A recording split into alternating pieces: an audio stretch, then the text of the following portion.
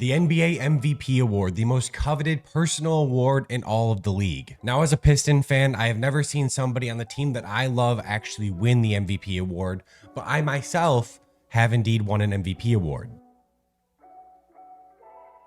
Yeah, I did that. Now, granted, it's not on the level of the NBA, but in today's video, we will be ranking all of the NBA MVPs from the year 2000 to the last MVP in Nikola Jokic. So with that being said, let's get into it. And here's the tier ranker from Shaquille O'Neal in 2000 all the way down to Jokic's last MVP. We have every single NBA MVP, and I do have Basketball Reference open and ready to go so I can go back and look at what these players did in their MVP season, because we know players like Steve Nash did end up winning the MVP over Kobe Bryant, for example.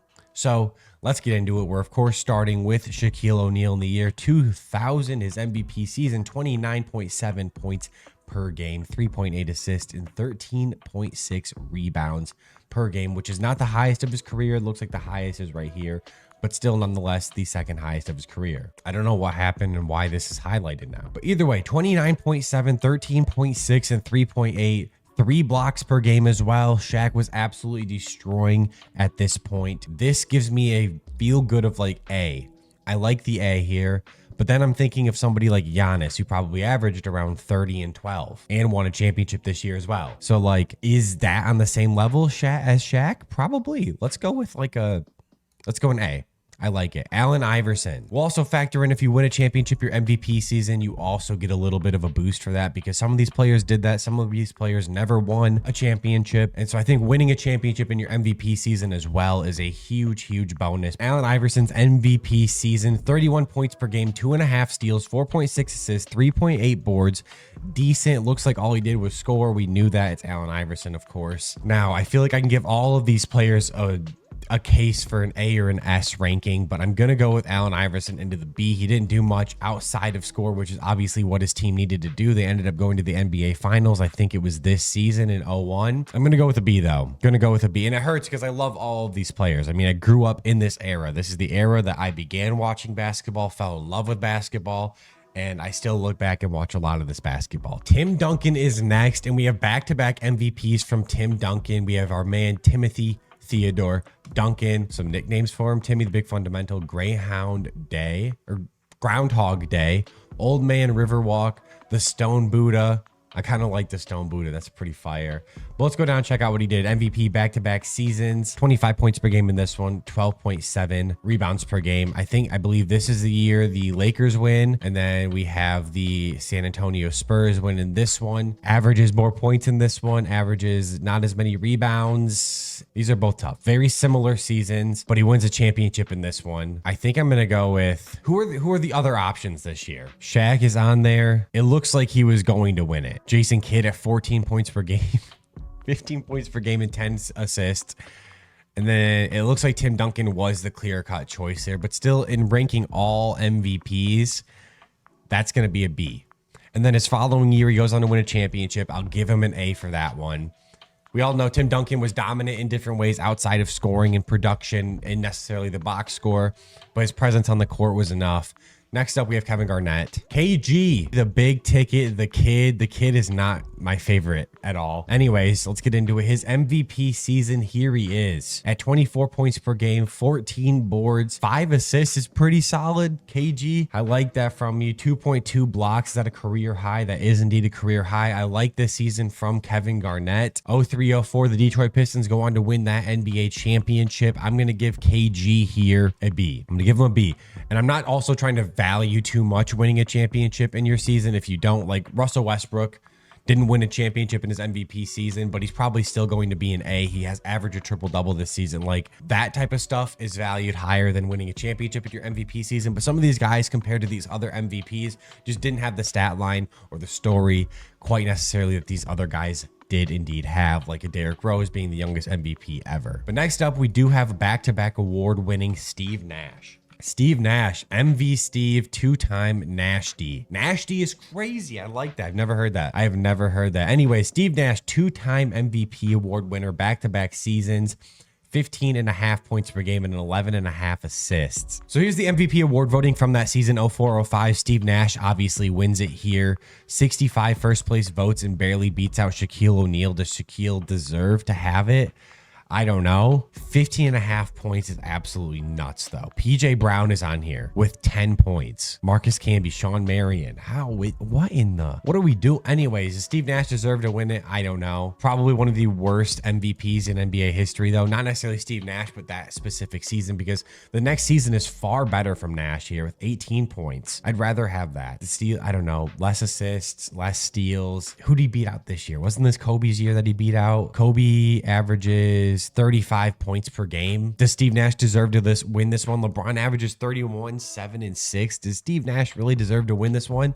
I don't know. I don't know the context of the postseason exactly. I don't know. What did Steve Nash do in the 2005-2006 NBA season? Did they make the Western Conference Finals that season?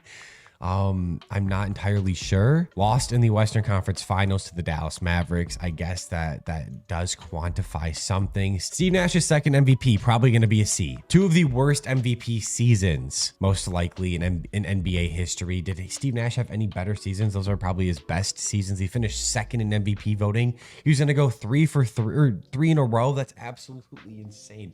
That is absolutely nuts. No disrespect to Steve Nash, and pretty much every single player in here is going to be a C or above. There's no way I'm putting a D for anybody in here, but Dirk Nowitzki wins the next MVP award. So Dirk gets the MVP, 24.6 points per game. They do make the NBA Finals this season, or is it the season? It's the season before. Western Conference first round. So the season before they make the NBA Finals. Who does he beat out? He beats out Steve Nash pretty easily. Kobe's on here for 31.6 points per game. Gilbert Arenas is on here. LeBron at 27. LeBron takes a little bit of a fall off here. Tim Duncan's in here. But Kobe's probably the one he really does beat out. This one's probably, we'll go with B for Dirk here. It is better than Steve Nash's. Steve Nash is kind of in a league of his own down here. Kobe Bryant in the following season averages 28.3 points per game, 6 boards, and 5.4 assists. This is probably Kobe's one of his worst seasons to be up here to win the MVP finally. Actually crazy that he didn't win it the other years. Look at his other year averages. Where's Kobe here? Kobe here, 31 points per game. Before that, Kobe Bryant, 35 points per game. The year before that, Kobe's not on here. The year before that, Kobe Bryant, 24 points per game. Still, this year for Kobe, not his best, obviously. Still, nonetheless, pretty solid. 28.3 points per game, 6.3 boards, 5.4 assists. This is like a B, I guess. None of these are like really blowing me away until we get to some of these other MVP awards in recent history that I vividly remember.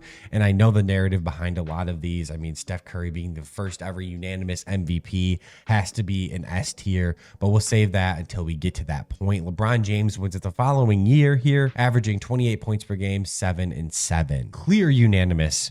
Pretty much. Kobe Bryant is second at 26.8. Dwayne Wade, Dwight Howard, Chris Paul, Chauncey. Love to see Chauncey on here, but LeBron James, the clear unanimous. Did they go to the NBA Finals? No, they went to the Finals in 2007. This is 08-09. This is the Lakers winning the championship. LeBron James, nothing crazy. We're putting you in the B tier. LeBron the next year, though, back-to-back MVP awards. LeBron the next year, 29 points. Okay. KD with the 30 point this season. Kobe Bryant with the 27 point. This is just prime NBA.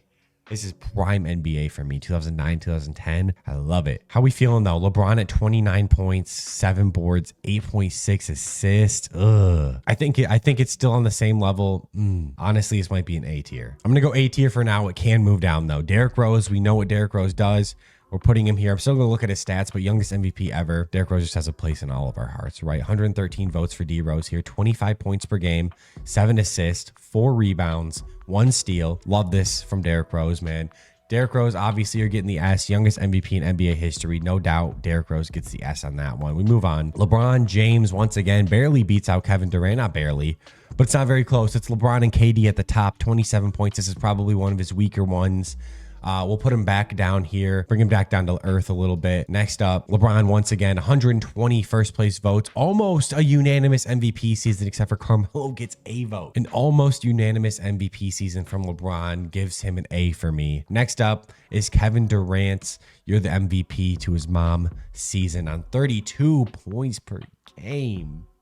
32 32.7 boards, 5.5 assists from KD. KD, I'm going to give you an A for that season. I mean, come on.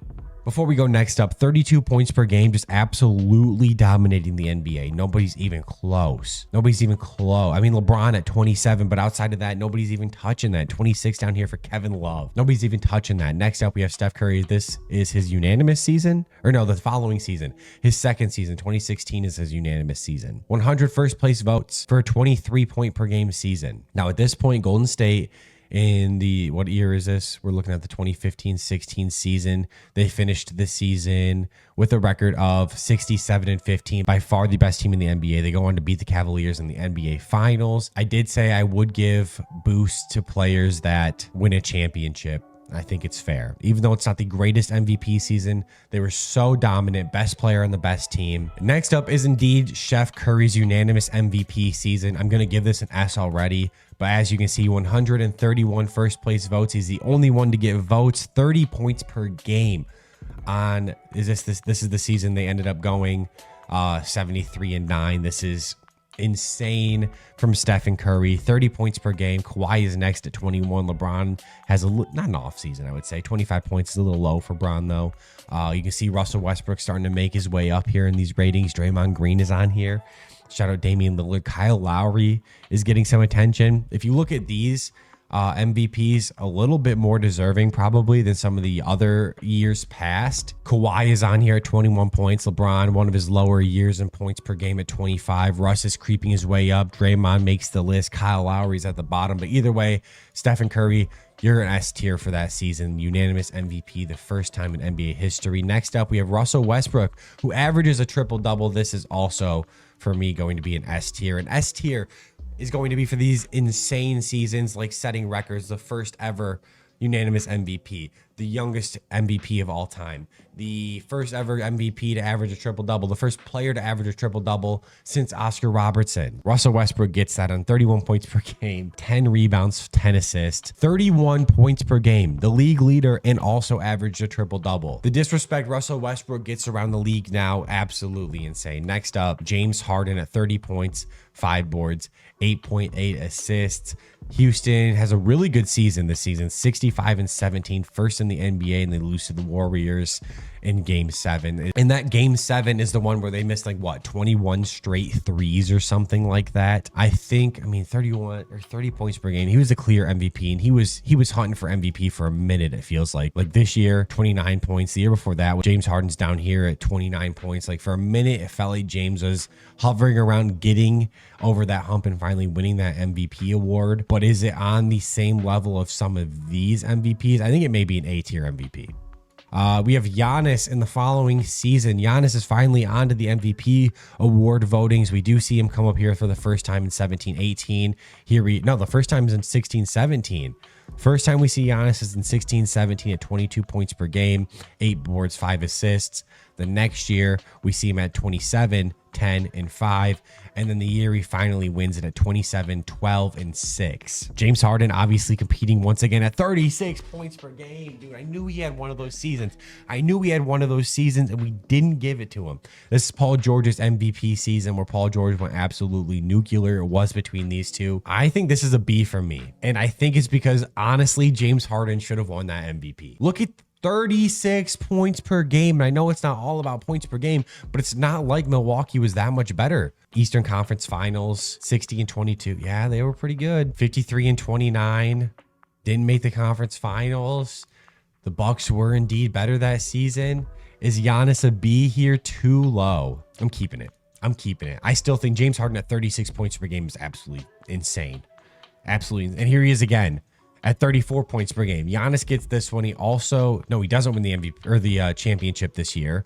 LeBron makes his way back up top. Giannis at 29, 13. I'm going to give this one an A, because this is when Giannis really dominated, or like solidified himself as the best player in the world or the second best player in the world. I think this year is much better than this one. You can at least argue this 30 points per game and 14 boards being worth more than 34, 6, and 7.5 from Harden. LeBron averages 10 assists that season. I'll give Giannis his flowers on that one. That's a good season for him. This following year is when Nikola Jokic finally comes on. When do we first see Nikola Jokic come up? Jokic is right here his first time at 19.9 points per game. Then the following year, he goes from 9th to 1st. 26, 10, and 8 from Jokic, just absolutely dominating all of the metrics. But when you look around the league, Steph Curry, 32 points, 5 and 5. Golden State in 2020, 2021, terrible season from them. Kind of mid. Nothing really jumps off the page for me. I'm putting that at a B. It's just I'm just box score watching at this point. Just box score watching. Comparing him to other players. Obviously, the impact is different. Denver finishes 6th. They lose in the first round. What'd they do the year before that? Really no playoff success in these MVP seasons for Jokic. But it's not like Embiid is throwing up any crazy MVP success either, or postseason success either. These Jokic MVPs can be argued, one or two, or none of them in A tier. I don't know. But honestly, the way I look at this, I'm like, S tier is like memorable MVP season, like an all-time MVP season. A is like, you were the MVP, your champion, or your team was the best team in the NBA. You were by far the best player in the NBA, like a unanimous MVP season, except for the one Carmelo Anthony vote. Or you're averaging 34 points per game or 36 points per game. Giannis is on here too. I don't know. Next up, we have Embiid's season of 33 points per game. Giannis probably could have won it. Where did the Bucks finish here? Didn't they first round loss to the Heat? I remember that. Where did the 76ers? They made it to the second round, lost. Jokic almost has a triple-double here. It's a B. It's also remembered as like the crybaby MVP trophy. Like you had to give it to him because he should have gotten it the year before, the 2 years before, whatever it was. And they just gave it to him out of pity pretty much. And then the last one is Jokic's MVP from last season, 26, 12, and 9. This one's an A tier for me. And if he wins the MVP this year, his stats are absolutely insane already. 31 points per game, 9.9 assists, and 13 rebounds. Like that's a crazy season. That is a crazy season. Either way, am I 100% confident with this list? I'm not at all.